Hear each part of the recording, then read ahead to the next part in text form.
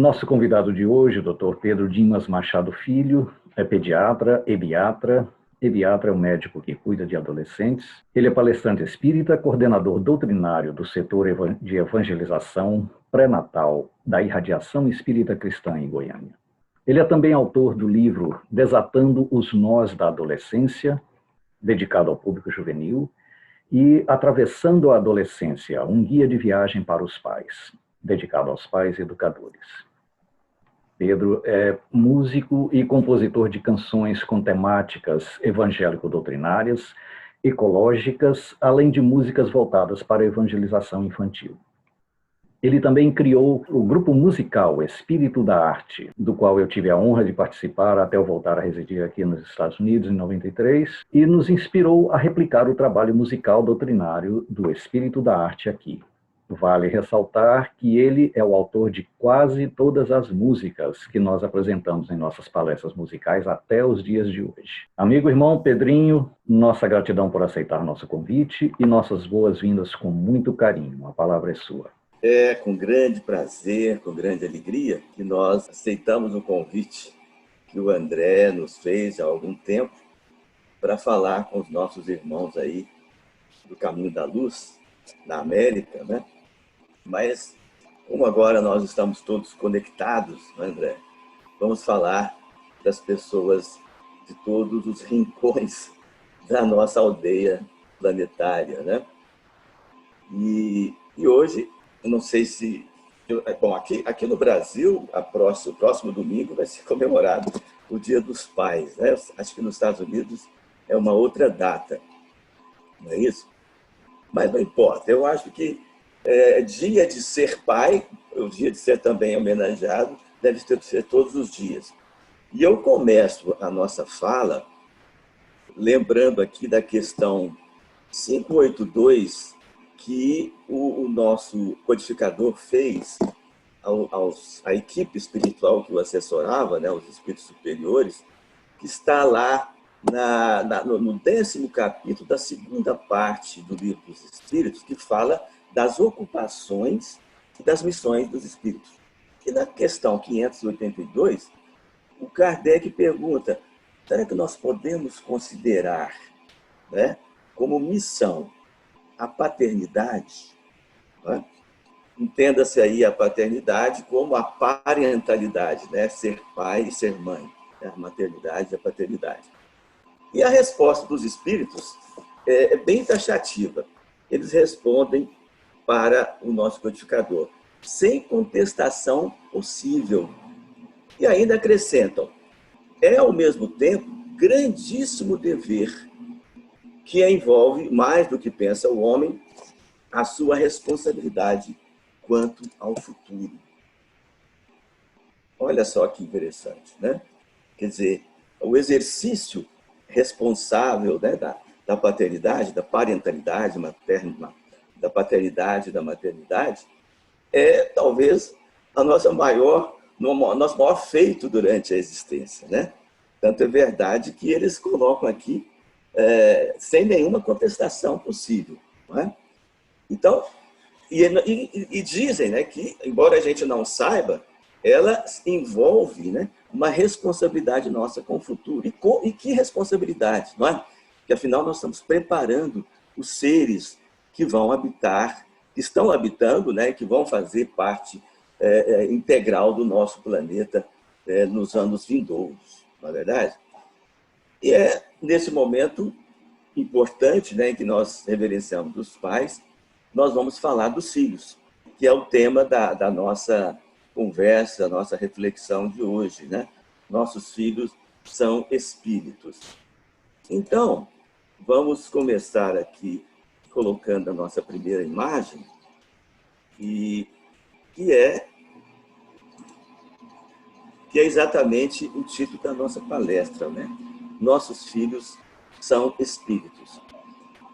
E para a gente começar essa reflexão, falando de filhos, eu trouxe aqui, vou ler para vocês aqui, um poema muito significativo do nosso grande poeta Gibran Khalil Gibran, que na verdade era um poeta libanês, mas que se radicou nos Estados Unidos desde os primórdios, desde o início da sua adolescência. E Gibran, entre outros livros, né, escreveu O Profeta, que é o seu principal livro, best-seller mundial. E essa poesia, que é conhecida, esse poema, que é conhecido, né, também mundialmente, nos fala de algumas coisas que eu gostaria de iniciar a nossa reflexão. Diz ele: vossos filhos não são vossos filhos. São filhos e filhas da ânsia da vida por si mesma. Vêm através de vós, mas não de vós. E embora vivam convosco, não vos pertencem. Podeis dar a eles o vosso amor, mas não os vossos pensamentos, porque eles têm os seus próprios pensamentos. Podeis abrigar seus corpos, mas não as suas almas, pois suas almas moram na mansão do amanhã, que vós não podeis visitar, nem mesmo em sonho.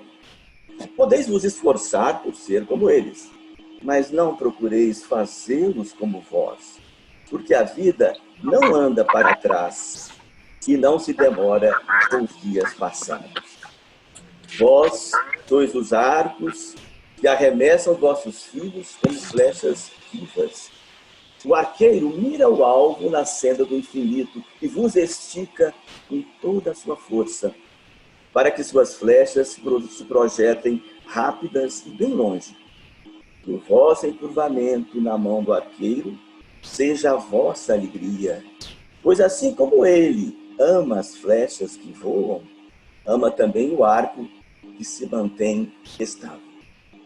Não é?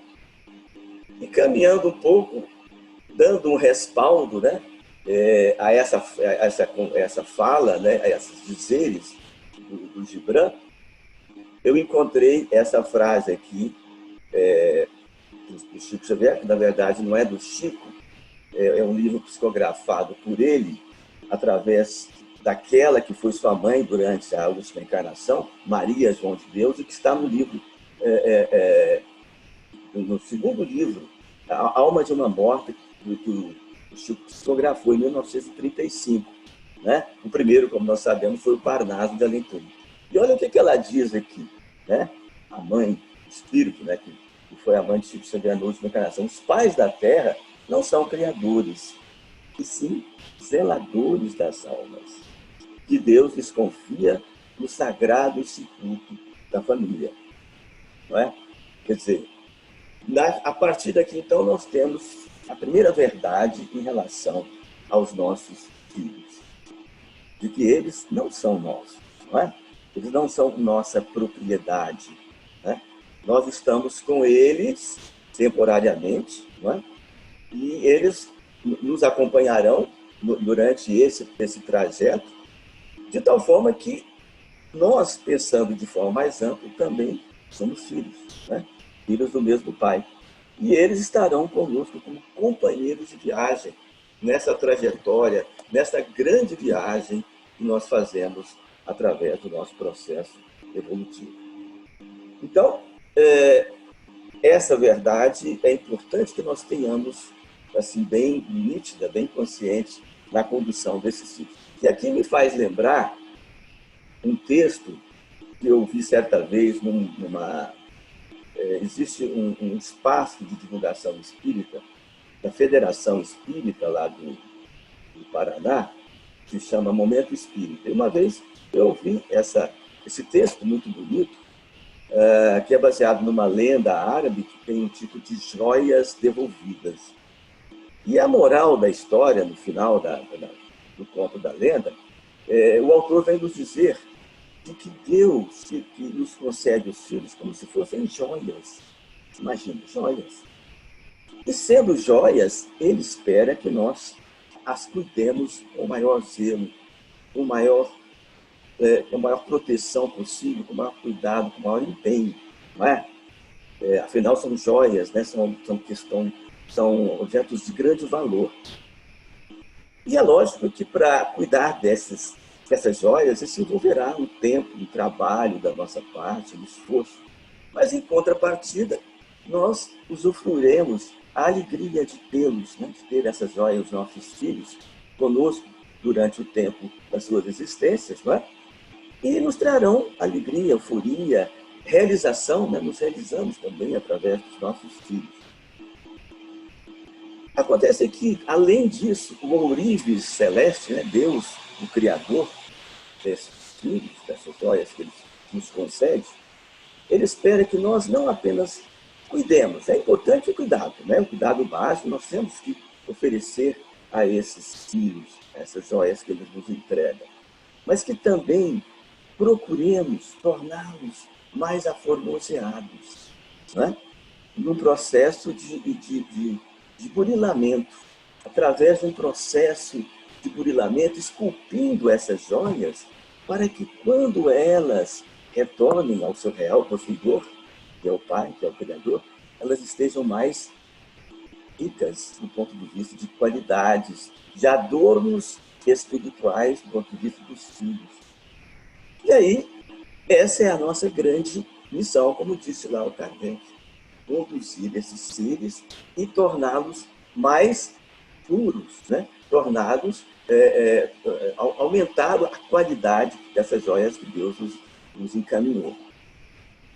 Acontece que, vez por outra, por motivo que muitas vezes nos escapa, esse dispensador divino, esse ourives celestial que nos concedeu essas joias, resolve buscá-las, né? Resolve pedir a nós a devolução dessas joias antes daquele tempo que nós estávamos prevendo de que eles retornariam. É quando os nossos filhos, né, repentinamente têm as suas vidas ceifadas, né? Seja por uma doença congênita, por exemplo, que eles apraziam desde o nascimento, ou uma patologia adquirida, incurável, como câncer, que muitas vezes ceifa as vidas dos nossos filhos, dos seres humanos, ou mesmo um acidente inesperado, fatal. E aí, mais do que nunca, nós teremos que entender que aqueles filhos não eram nossos filhos, né? Eram os filhos da ânsia da vida por si mesma, como diz o poeta. Eram os filhos do Pai, né? E por não serem nossos, né, estavam sendo, naquele momento, como joias devolvidas ao seu real, ao seu verdadeiro possuidor. Essa é a primeira grande verdade dos nossos filhos. Eles não são nossos filhos, né? Como diz o poeta, são filhos da ânsia da vida, são filhos de Deus. Agora, uma outra verdade que nós também teremos que aprender, e que é de grande importância, e que, de certa forma, vai nos consolar, é saber que os nossos filhos são espíritos, né? Eles são espíritos. Ou seja, aquele ser que nos chega através de um corpo, né? Ele é dotado de algo mais do que simplesmente um corpo. Ele tem um princípio espiritual que os torna eterno, imortal. Olha só, isso aí já nos traz, né, um consolo, né? Aquele filho que eu achei que estivesse perdido, ele não se perdeu, né?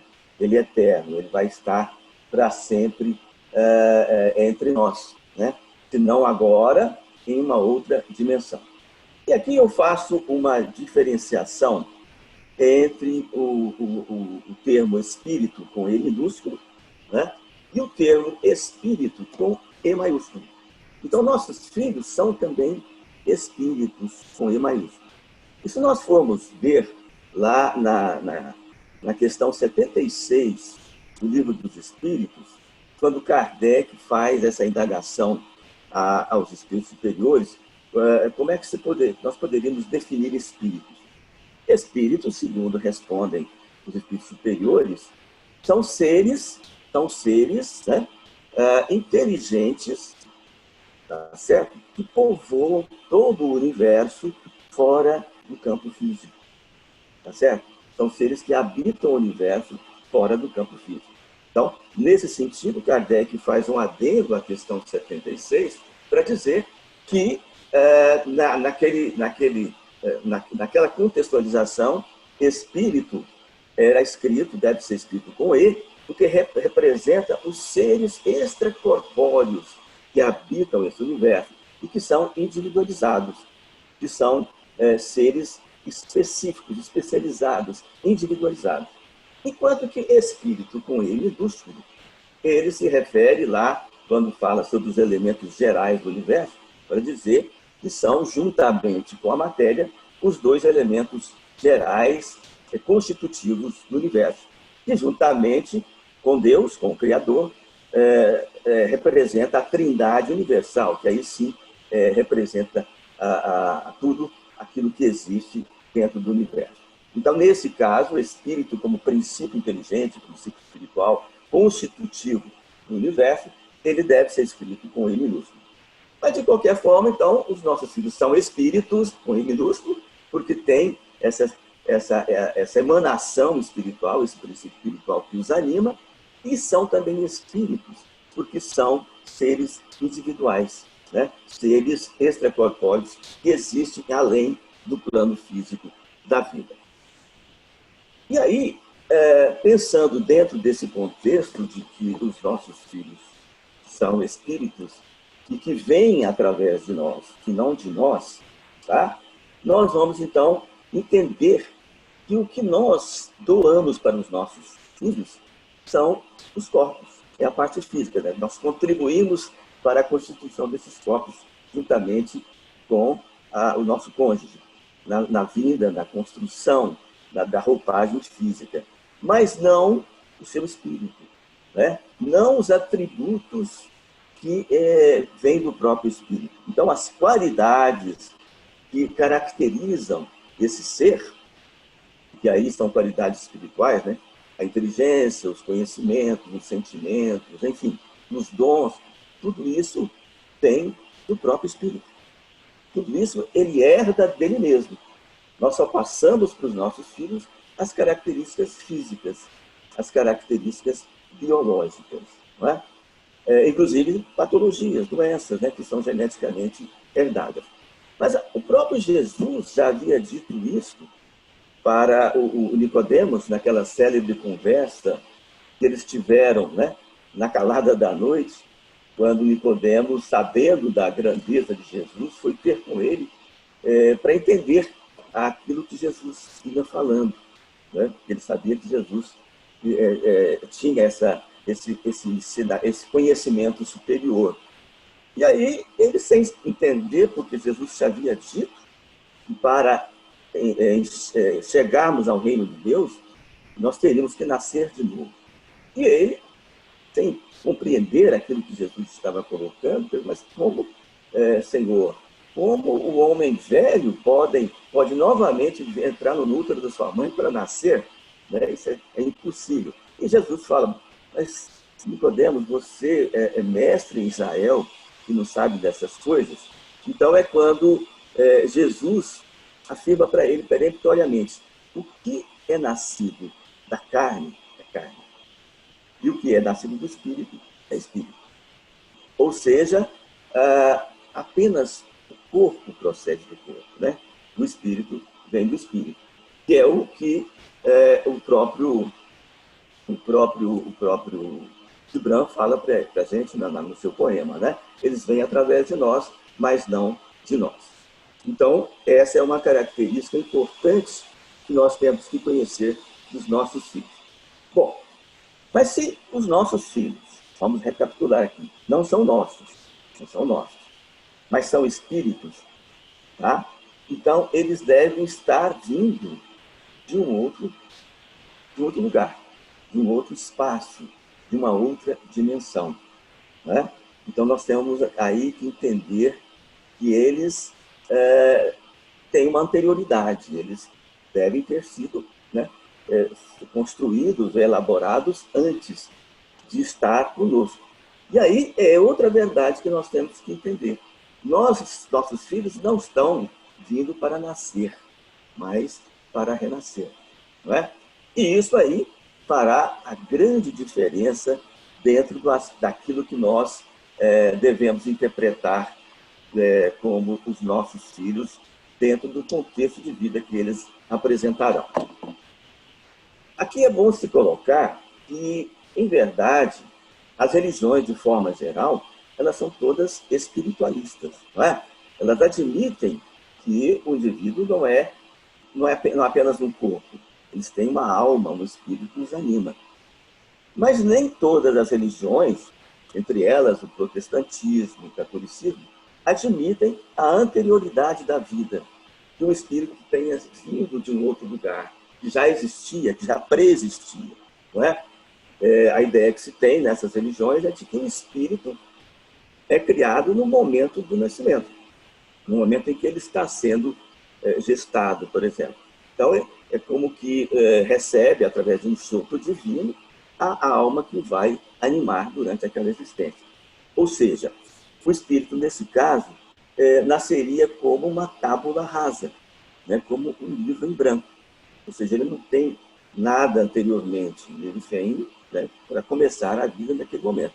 No entanto, muitas dessas crianças, posteriormente, começam a ter lembranças ou recordações ou citações de fatos que elas ainda não viveram, não é? Ainda não viveram.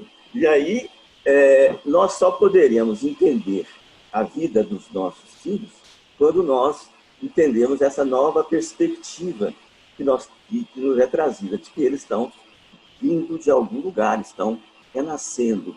Eles têm, portanto, uma pré-existência. Mas, pensando nesses termos, se ele já existia antes, não é? Em algum lugar, em alguma dimensão, ele deve ter também uma história própria para nos contar. Ele deve ter uma biografia espiritual. Se ele vem de algum lugar, se existiu antes, ele deve ter algo para nos contar. E aí, é uma outra importante pergunta que nós devemos fazer quando esses filhos estiverem chegando para nós. Antes deles chegarem, ou quando chegarem, nós deveremos, então, nos questionar: quem são nossos filhos? Não é?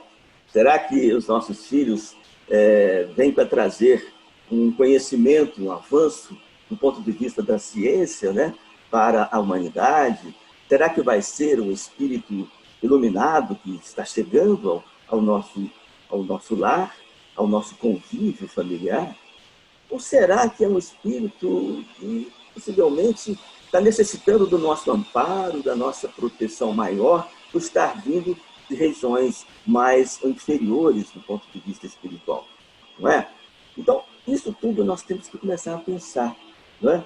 Esse espírito, que idade tem esse espírito que está chegando aqui?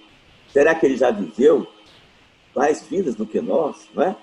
Qual que é vamos dizer assim, o seu repertório de sentimentos? Qual é o seu acervo de conhecimentos? Quais as suas qualidades, seus defeitos? Não é? E um outro dado muito importante: o que nós temos a ver com ele? Né? Que relação, que vinculação esse espírito tem conosco, comigo, por exemplo? Né? Será que ele surgiu aqui por acaso, caiu de paraquedas? E nós sabemos que não.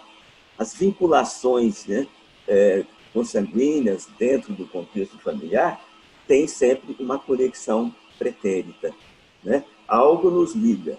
Esse espírito pode ser um espírito amigo, né, com quem nós temos grande afinidade, mas pode ser que não. Pode ser que seja um espírito que não seja devedor, a quem nós devemos alguma coisa e que vem cobrar, a fazer um ajuste de contas do pretérito, entrar no processo de harmonização, de ajuste, de reconciliação. Tá certo? Então, tudo isso nós temos que analisar quando estamos recebendo no nosso ninho doméstico esse novo ser, que vem de outro lugar, de uma outra dimensão, e que tem a sua própria biografia espiritual. Mas aí é o momento de a gente pensar: bom, ele está vindo para uma nova romagem terrena. Ele está vindo fazer uma viagem, né, quando chega aqui no nosso planeta. E, na verdade, uma grande viagem, né? Tem até uma novela, né, que conta exatamente essa questão da vida terrena ser uma grande viagem. Agora, imagina, se nós, para fazermos pequenas viagens, quando temos que fazer aqui no nosso planeta, fazemos todo um planejamento, não é? Para que tudo dê certo, né? Amarra tudo direitinho, né? o transporte, onde vamos ficar, quando vamos chegar. E aqui nós fazemos esse planejamento para que as coisas deem certo e nem sempre dão. Não. Então, mais ainda, quando nós regressamos para o mundo físico, deveremos e necessitaremos fazer um planejamento. É aquilo que eles têm que fazer antes, que é o planejamento reencarnatório. Não é? Ou seja, para voltar, né, para o mundo físico, para que essa experiência que nós vamos ter aqui, é extremamente importante que haja um planejamento, que haja uma programação daquilo que o espírito vai estar fazendo enquanto vida terrena. E dentro desse aspecto, o que ele deve fazer? O que é importante que o espírito realize dentro desse planejamento? Ele tem que fazer 3 projetos essenciais para que as coisas que ele venha fazer aqui sejam produtivas, para que ele atinja os seus objetivos. O primeiro projeto, o projeto biológico. Não é? Afinal, para a gente ter uma existência física, nós vamos precisar do nosso corpo. Que, em verdade, é o primeiro empréstimo que nós recebemos quando chegamos ao mundo físico. E mais do que isso, mais do que o primeiro empréstimo, é a nossa maior riqueza. É o dom maior que nós temos para a experiência terrena. Nós estamos vendo aqui, nesse momento de pandemia, né, a importância que a saúde representa para nós. E é através do corpo que nós vamos fazer toda a nossa trajetória. No entanto, esse corpo ele tem algumas características importantes que vão fazer parte dessa vestimenta. Há no plano espiritual, para quem já leu o Nosso Lar, né, institutos destinados ao planejamento reencarnatório. Então, aqueles espíritos, né, que têm já uma mediana evolução no plano da consciência, da razão, eles vão ter a oportunidade de, juntamente com esses instrutores espirituais maiores, fazer uma avaliação de que forma, qual seria a melhor configuração do meu corpo para que eu atinja os objetivos a que eu me proponho. Aí vão ter que se levar várias questões, vão ter que ser consideradas várias questões. Por exemplo, a escolha do sexo, por exemplo. Né? Nós sabemos que nós precisamos evoluir em ambos os sexos. Né? Fazemos encarnações repetidas em um sexo, depois em outro, porque nós temos que fundir as qualidades de ambos os sexos aqui, do ponto de vista físico. Né? A cor da nossa pele, tudo isso vai ter uma repercussão também na nossa vida física. A família onde nós vamos estar inseridos, né? Isso aí já vai para o segundo projeto, que é o projeto social. Mas o corpo tem que ser um planejamento bem feito. Muitas vezes as questões kármicas, né, que nós trazemos do passado vão interferir na configuração, na confecção desse novo corpo que nós vamos ter. As doenças poderemos apresentar durante a vida. Não é? Então, esse é o primeiro ponto. A configuração, a confecção da roupagem física. E aí vem o segundo projeto. O segundo projeto refere-se, como eu falei anteriormente, ao projeto social. Não é? Projeto social. Então, a família que nós vamos encarnar, ela tem uma importância essencial. Não é? Nós temos esse conjunto de espíritos, de seres que vão nos acolher, vão exercer uma influência muito importante. Nós vimos aqui no início, né? No caso da paternidade, da importância que tem a orientação, a educação dos nossos pais. E aí, esta família com a qual nós vamos vincular, nós temos liames pretéritos que nos conectam a elas e que nós temos que, a partir dali, fazer daquele momento o nosso principal educandário. Não é? Se a Terra, né, como um todo, é a nossa escola maior, o lar, né, a família, é o nosso primeiro, nosso principal educandário. Onde nós aprenderemos a maior parte daquilo que nós desejamos obter enquanto aprendizado no plano físico. Além da questão da família, a nossa profissão, né, deverá ser também importante do ponto de vista da nossa realização social. Né? Aquilo que eu vou me capacitar a fazer deverá ter, com certeza, importância para mim e para o outro. Né? De que forma eu vou poder utilizar esses meus dons, essa minha capacitação em benefício de alguém, né? Em benefício da minha comunidade, da minha nação e do meu planeta. Então, a profissão também deverá ser um ponto importante a ser escolhido e que fará com que eu também progrida em diversos aspectos. E, finalmente, o terceiro projeto, que é o mais importante, que é o projeto espiritual. O projeto espiritual é, na verdade, aquilo a que nós propusemos fazer aqui, né?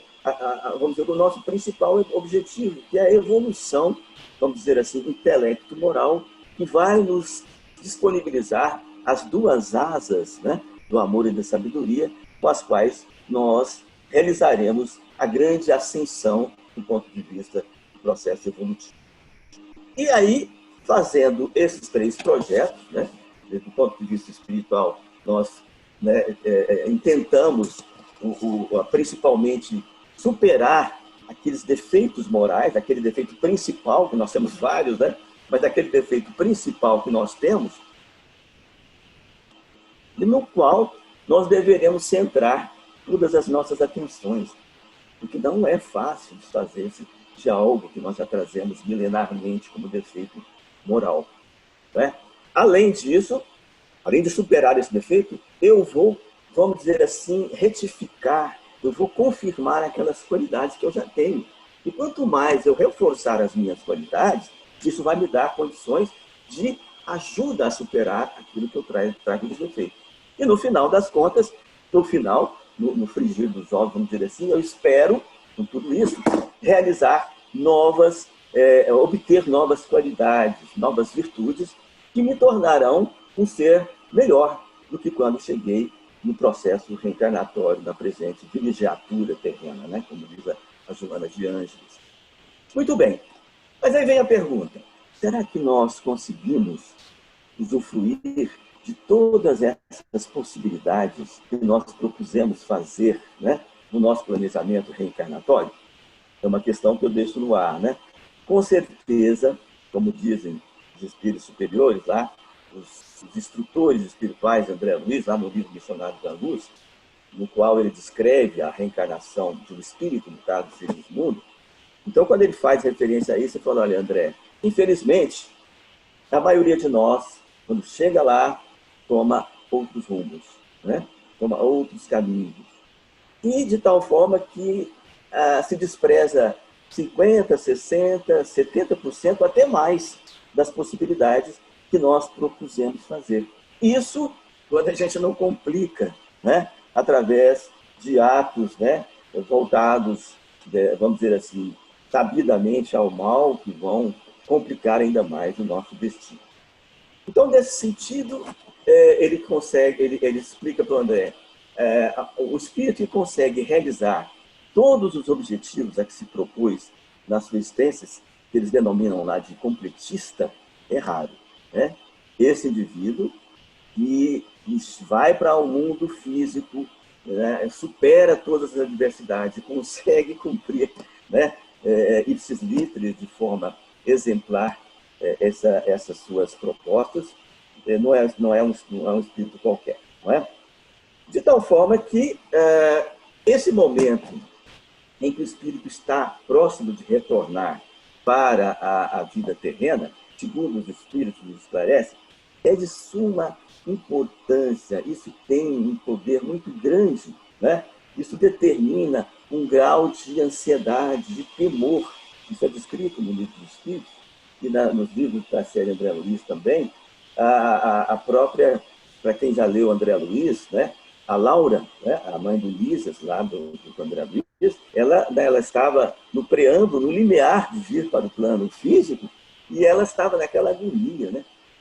Por quê? Por que isso? Porque o espírito que tem já essa condição, né, esse patamar evolutivo, ele sabe da responsabilidade que ele está assumindo, né?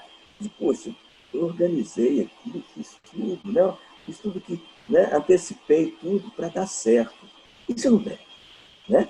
Porque nós não temos uma bola de cristal. E aqui na Terra, a teoria, na prática, a gente sabe que é outra, não é? Então, nesse momento em que o espírito está para voltar ao plano físico, ele é tomado por esse grau de ansiedade maior. Por isso que eles mesmos dizem que o problema maior não é morrer, né? Morrer é uma libertação para aqueles espíritos que não têm grandes dívidas aqui na Terra. O difícil é retornar, porque ali, né, eu vou voltar, entre aspas, né, para a reclusão do corpo físico, e serei eu e eu mesmo, além daqueles que vão me dando o suporte. Então, depois, né, que tudo está programado, ele, né, antecipadamente vive esse processo, né, André Luiz descreve lá como processo de miniaturização, né, o espírito, o perispírito, né, do espírito é submetido para que ele finalmente chegue ao ponto final, ao início de um processo reencarnatório, que é a união da alma ao corpo, né? Que do ponto de vista biológico, físico, ocorre quando o espermatozoide penetra o óvulo. Tá? Embora, como descreve lá André Luiz, né, quando fala lá da reencarnação de Sigismundo, o processo reencarnatório, do ponto de vista espiritual, ele precede essa penetração do espermatozoide no óvulo. Há que se haver uma composição, né, uma integração, uma interação fluídico-magnética entre o espírito, entre o ser reencarnante e os seus futuros pais. Não é? Tanto é verdade que, no caso do Sigismundo, enquanto não houve, né, essa harmonização fluídica, não foi possível estabelecer um terreno propício para que houvesse, então, a conexão ovo-espermatozoide do ponto de vista biológico. Então, aqui começa o processo gestatório, né? O processo gestatório do espírito, que naturalmente já é uma nova encarnação, o início de uma nova encarnação, com todos, né, com todos os desdobramentos que ela vai ter. E aqui a gente lembra, né, a questão do aborto, né, que quando se realiza de forma criminosa esse processo, olha tudo que está por trás desse momento, né? Tudo que o espírito perde, né? Desaba em relação à sua proposta de vida. Então, daí a nossa responsabilidade. E aí, o espírito vai, durante esse processo gestatório, ligado ao corpo físico, ter uma vida espiritual. E aí, na pergunta 351 do Livro dos Espíritos, né, o Kardec indaga, será que durante, né, no intervalo que vai da concepção ao nascimento, o espírito goza de todas as suas faculdades? Aí os espíritos dizem, não totalmente, parcialmente, né? Ele não terá mais todas esse grau de liberdade, né? A sua consciência já não é da forma como seria quando ele está na condição de espírito, do ponto de vista extraterreno, né? Ou mesmo durante a encarnação. Então, ele vai viver uma vida espiritual, mas uma vida mais limitada. Eles até exemplificam a condição do espírito durante o processo gestatório como se fosse do estado de sono, né, do indivíduo que está passando, que está no plano encarnado, né, no plano físico. Durante o sono, nós mantemos uma parcial consciência, porque nós estamos tendo uma visão, uma vida espiritual, mas, vamos dizer assim, não plena. Então, seria mais ou menos isso a comparação que os espíritos fazem. E o que é importante saber é que eles são sensíveis a todas as vibrações, as emanações que o envolvem, do ponto de vista do seu meio exterior, né? As vibrações da mãe, do pai, daqueles que estão ali envolvendo esse espírito. Daí a importância que nós damos a isso, né?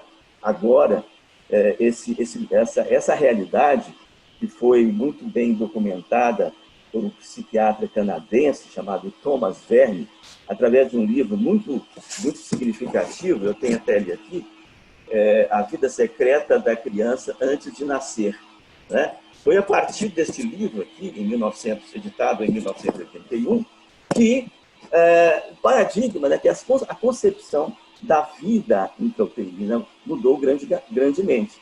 Para nós espíritas, né, para nós que acreditamos nesse processo, isso, né, essa realidade sempre existiu.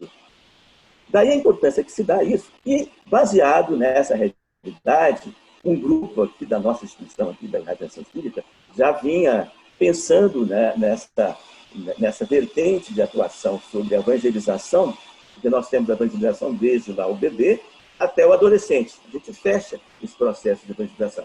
E aí, depois de um processo gestatório que nós fizemos de mais ou menos um ano, nós criamos, eu vou falar no final, quer colocar um folderzinho sobre o nosso curso que vai começar no próximo domingo, nós criamos esse trabalho, esse projeto de evangelização pré-natal, e nós demos o nome de Nossos Filhos São Espíritos.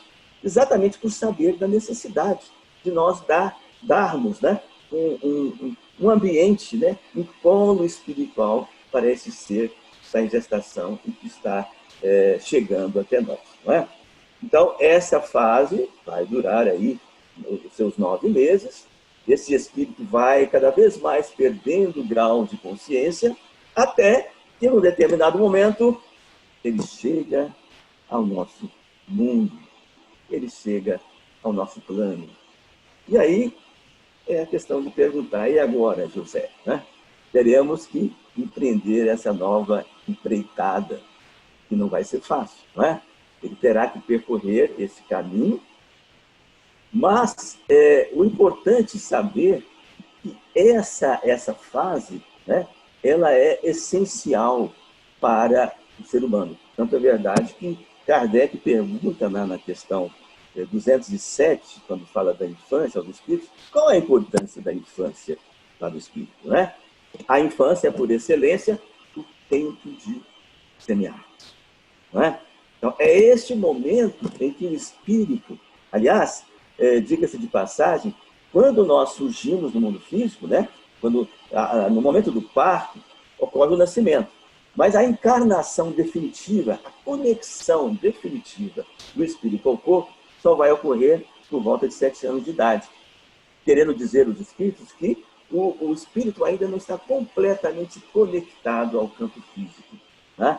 Ele tem um pezinho ainda lá no plano espiritual e um aqui no material. É isso que o torna mais receptivo, mais sensível, mais puro.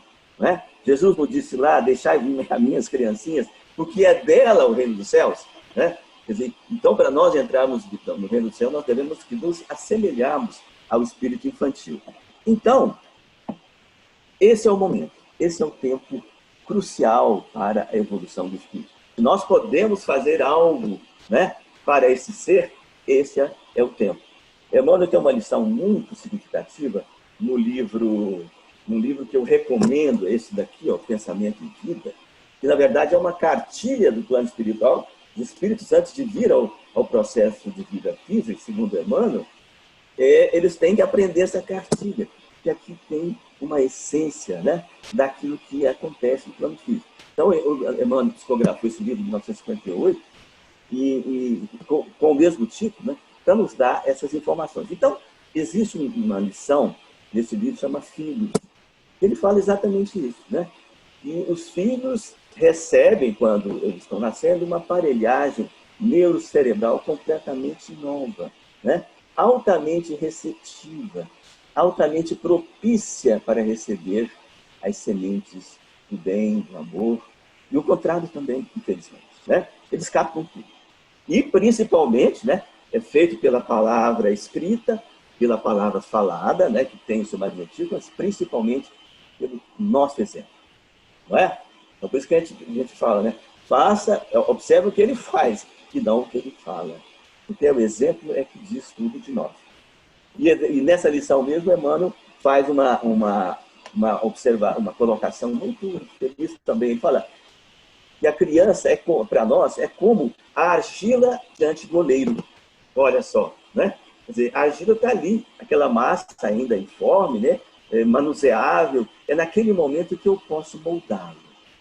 É naquele momento que eu posso transmitir, impregná-lo desses sentimentos positivos, se eu quiser ajudá-lo a ser um ser humano melhor e contribuir para o nosso planeta, para a nova era que se aproxima de nós. Não é? Olha a nossa missão. Olha que missão. Né? A responsabilidade que os Espíritos falaram que nós temos com o futuro. É exatamente isso daí. Então, esse é o tempo de semear. que nós possamos, né, durante esse período dos 7 anos, né, não só na família, né, a evangelização infantil que nós fazemos, né, nas nossas casas espíritas é extremamente importante, né? Essas criaturas, né, que de boa vontade dispõem seus tempos para fazer esse trabalho, um trabalho tão louvável, né? Não é por acaso que lá, no plano espiritual, né, diz lá o André Luiz, eles ganham dobrado, né? Então, é bônus horas é dobrado. Exatamente pela importância que tem a infância para o processo de formação do espírito enquanto encarnação física. Então, ele continuará, depois dos 7 anos, também sensível a essas impressões que vão ajudá-lo na formação do seu caráter, né? Vão impregná-lo, né, do ponto de vista dos sentimentos, da mente, dos conhecimentos, das coisas que nós vamos transmitir para eles. E vai chegar um momento em que eles vão entrar na adolescência, que aí vai ser o tempo de transformar. Literalmente, nós precisamos escolher uma palavra para definir a adolescência, é a transformação.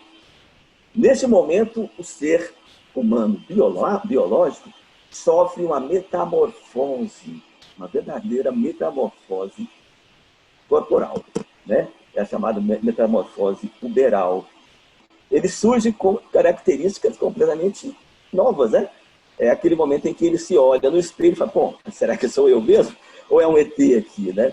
Exatamente. Então, esse momento é também um momento muito delicado, porque ele não só vai ter essa transformação física, mas a transformação mental e emocional.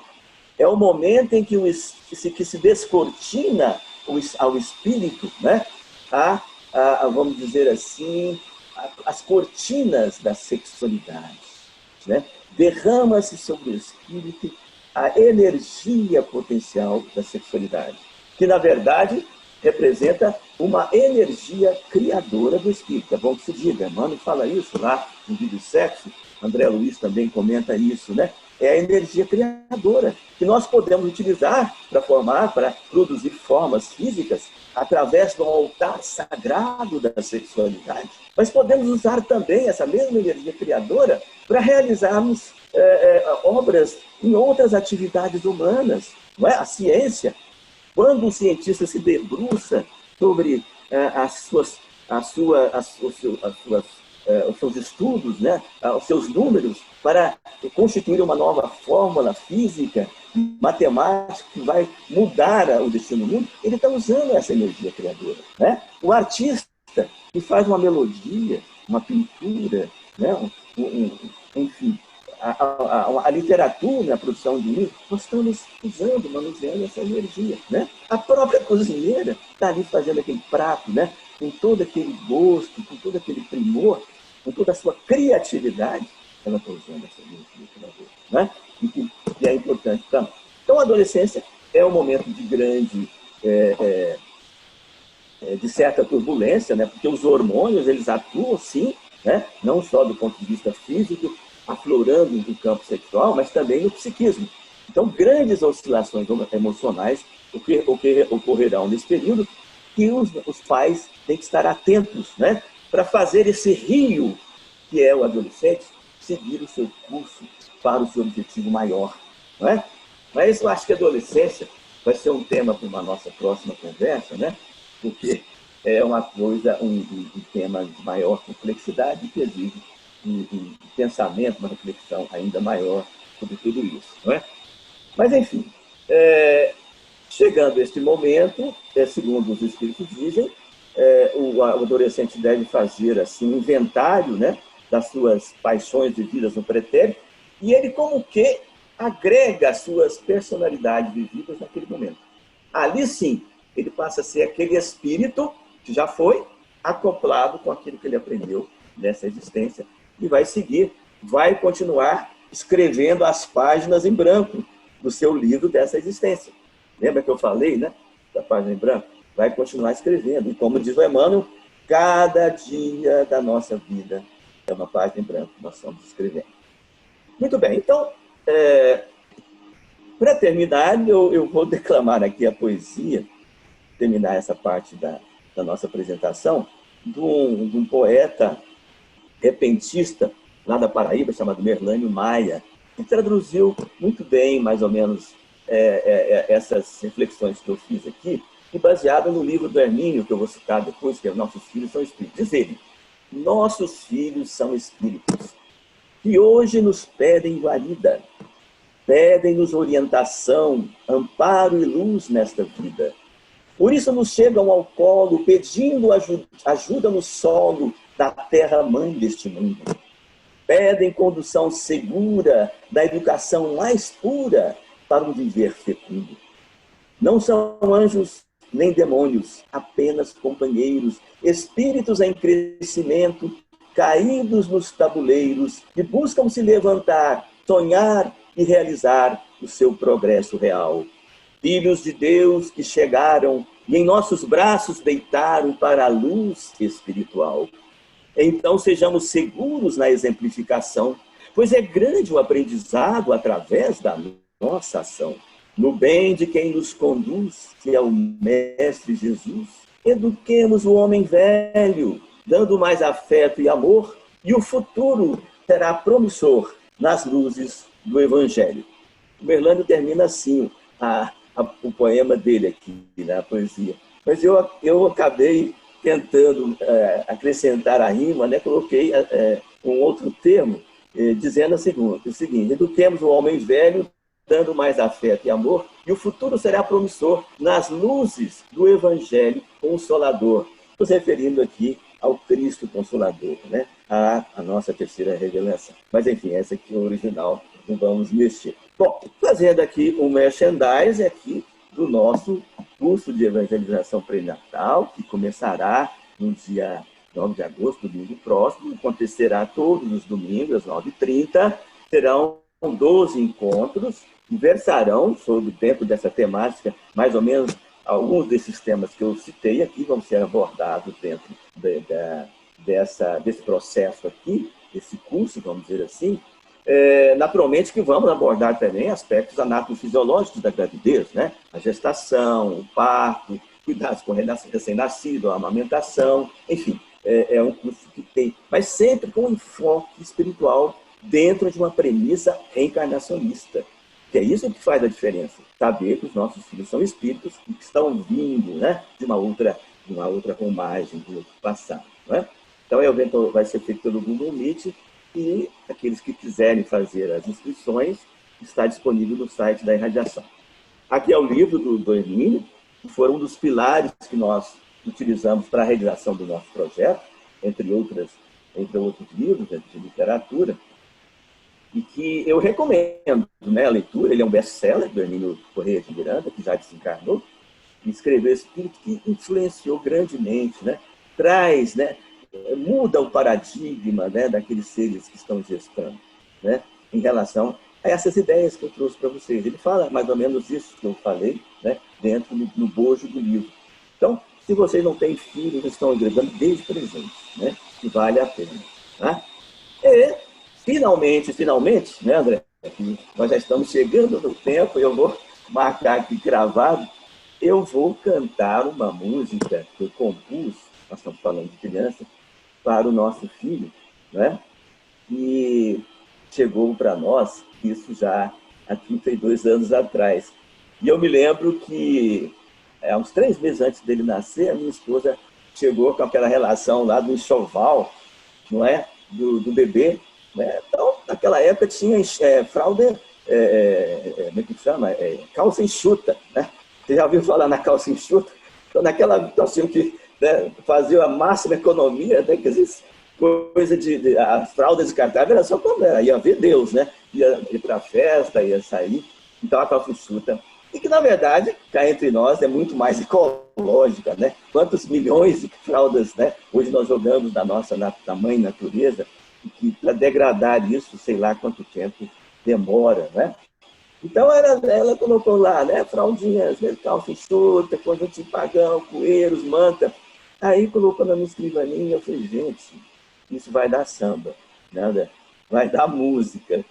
E realmente eu já tinha feito a linha melódica. A canção, a melodia tinha surgido umas 2, 3 semanas atrás, e eu senti que tinha um cheiro de criança. que não deu outra. A hora que ela colocou lá, puf, né? E vocês vão ver que a letra é interessante isso, né? A letra é como se ele estivesse falando para mim o que era importante. Ele estava vendo lá aquela movimentação toda nossa, né? Tem que arranjar isso, aquilo, tudo outro. Mas o mais importante era exatamente aquilo que precisava na sua vida, né? Ele vai falar lá, o que eu preciso é a sua orientação, que você me conduza, porque eu não sei tudo, né? Eu preciso aprender de vocês. E fala de um segredo, né? Que está escrito aí, mas eu vou me reservar a dizer isso cantando. Tudo bem? Finalmente, nós já estamos chegando no tempo, eu vou marcar aqui gravado, eu vou cantar uma música que eu compus, nós estamos falando de criança, para o nosso filho, né? E chegou para nós, isso já há 32 anos atrás. E eu me lembro que, há uns 3 meses antes dele nascer, a minha esposa chegou com aquela relação lá do enxoval, não é? Do bebê. Né? Então, naquela época tinha fralda, como é que chama? Calça enxuta. Né? Você já ouviu falar na calça enxuta? Então, naquela, nós tínhamos que fazer a máxima economia, né? Que existe coisa as fraldas descartáveis era só quando ia ver Deus, né? Ia para a festa, ia sair. Então, a calça enxuta. E que, na verdade, cá entre nós, é muito mais ecológica, né? Quantos milhões de fraldas, né? Hoje nós jogamos na mãe natureza, e para degradar isso, sei lá quanto tempo demora, né? Então, ela colocou lá, né? Fraldinhas, calça enxuta, conjunto de pagão, coeiros, manta. Aí colocou na minha escrivaninha, eu falei, gente, isso vai dar samba, né? Vai dar música. E realmente eu já tinha feito a linha melódica. A canção, a melodia tinha surgido umas 2, 3 semanas atrás, e eu senti que tinha um cheiro de criança, que não deu outra. A hora que ela colocou lá, puf, né? E vocês vão ver que a letra é interessante isso, né? A letra é como se ele estivesse falando para mim o que era importante. Ele estava vendo lá aquela movimentação toda nossa, né? Tem que arranjar isso, aquilo, tudo outro. Mas o mais importante era exatamente aquilo que precisava na sua vida, né? Ele vai falar lá, o que eu preciso é a sua orientação, que você me conduza, porque eu não sei tudo, né? Eu preciso aprender de vocês. E fala de um segredo, né? Que está escrito aí, mas eu vou me reservar a dizer isso cantando. Tudo bem?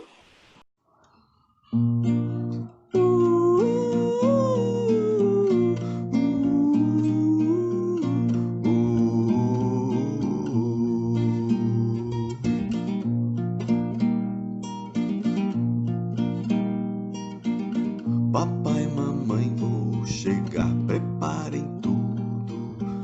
Fraldinhas pra me trocar, calça enxuta. Um conjuntinho pagão, coeiros, manta. E como eu vou me sujar, uma banheira. Bercinho pra menina, sacola, cesta. Depois que eu acordar, mais que fomeira. Papai, mamãe, tentarei fazer o melhor que posso e menos errar. Mas como tudo eu não sei, pode ser que vez em quando eu venha a falhar. Por isso tenho vocês, papai, mamãe, não se esqueçam de me ensinar. Pra terminar eu direi mais uma coisa, que fique só entre nós como um segredo. Mais do que tudo no mundo eu preciso de amor, o doce mistério que nos une.